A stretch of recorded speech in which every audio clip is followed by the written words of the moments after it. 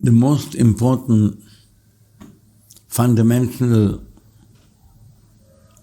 belief in the Torah is the fact that we have a written Torah and an oral tradition. As is known, the Medrash Tanhuma says in Parashat Noah that when Am Yisrael said Na'aseh v'nishma, initially they said it only for the written Torah, which they thought is more easy to fulfill. It's not such a heavy involvement. But when they understood there's an oral tradition to receive as well, so then they didn't want to take it. And Hashem threatened them with a mountain hanging over their heads. Either you're going to accept the oral tradition as well, or you're going to be buried here and now. And they accepted the oral tradition by force. Hashem forced them to take it, under threat. And Hazal say we didn't receive the oral tradition willingly and happily till the time of Mordechai and Esther. Because then we came to realize that we have nothing else left to protect us and guard us and involve our lives in. We have no Eretz Israel and no Beit HaMikdash. We don't have prophets. We lost everything, all the holiness of the Holy Land. And now we're living among the nations of the world who are all wicked and want to destroy us physically and spiritually. Our only hope is the oral tradition, which involves us day and night and teaches us about the details of each mitzvah, etc. and etc. So this is the most important thing and fundamental basic truth of our Torah. And this is what it says in this week's parasha, ve'ele Michpatim asher tasim lifnehem. Rashi says a few points. First he says, ve'ele means, and these also are the rules, meaning not only the 10 Commandments and the written Torah that we received at Sinai, but even the oral tradition, all the details we find today embodied in the Mishnah and in the Talmud, all the minor details of each mitzvah, which is not written openly and clearly in the Torah, which Hazal teach us how they're hinted at in the Torah, where we have different methods of explaining them and how we learn them from the Torah through the 13 principles of the 13 midot, asher HaTorah nidreshet bahem, that through them we learn the Torah. Hazal learned the Torah like Kal V'chomer, Gezer HaShavah, and others. So all of this is also from Har Sinai. I often said that the Torah surprisingly compares Moshe to Hashem, that we have to believe in Moshe like we believe in Hashem. At Kriyat Yam Suf it says, وَيَأْمِنُوا بِهَشَّم Moshe Abdo. They believed in Hashem and they believed in Moshe. And by Matan Torah at Har Sinai, they said, Hashem said to the people, "V'gam b'cha ya'aminu le'olam," and also in you they will believe forever. What do we have to believe in Moshe? He is flesh and blood. The answer is because through Moshe we receive the oral tradition. And the oral tradition is the base of the Torah. So much so that those who learn just the written Torah, everything they learn will be misconceived and misunderstood.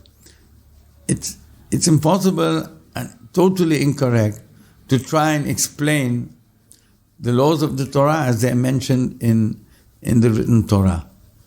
For example, we have a mitzvah of tefillin. It says, "V'haya lecha le'ot al yadcha v'totafot ben einecha," meaning there will be a sign on your hand and totafot.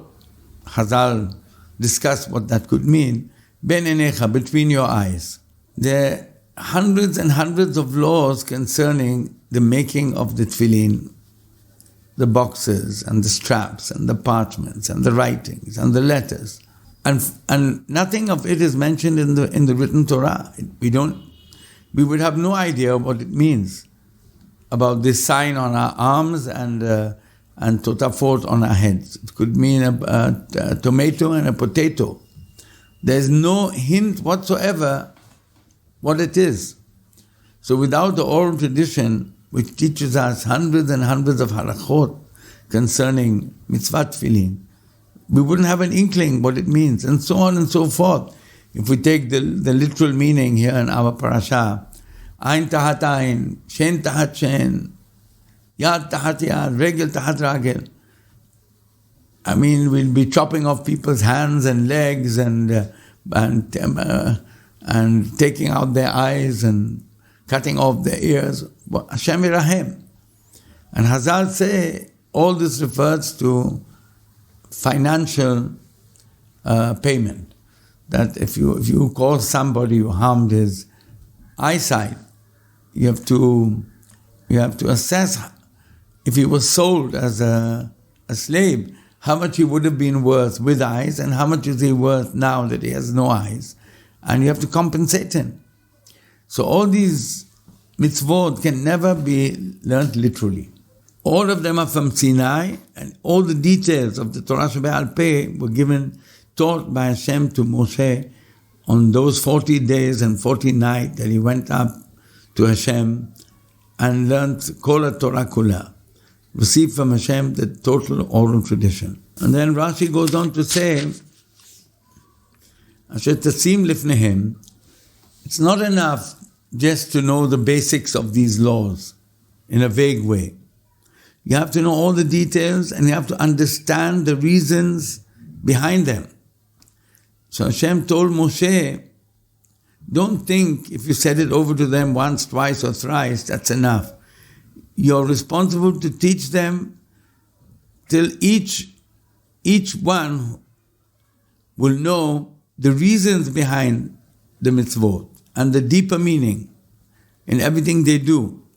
Like a Shulchan Aruch, like a already set table, everything should be clear. So we see here that we have to learn the oral tradition and we have to receive it from teachers who give it over to us in the most clear ways so we understand everything correctly. That means even the basic information of the oral tradition, let's say like in the Mishnah, where you have the basic concepts. Even that is not enough. As Hazal say, you have to have the explanation of the Mishnah in accordance with the Gemara. So you have to learn the Talmud, and you have to be aware of all the discussions and the details, and from the Talmud to get down to the Halakha, through the Rambam, through the Shulchan Aruch, through all the earlier and later opinions till our times. And everything must be clear like a Shulchan Aruch. Throughout our history, this has been one of the biggest trials and tests that befell the Jewish nation. Already in the time of Hazal, you had Tzedukim and Baitusim, and the Shamronim, and the Kutim. These were all different sects who basically they were equal in one thing, that they did not receive the rabbinic tradition. And they wanted to more or less fulfill the Torah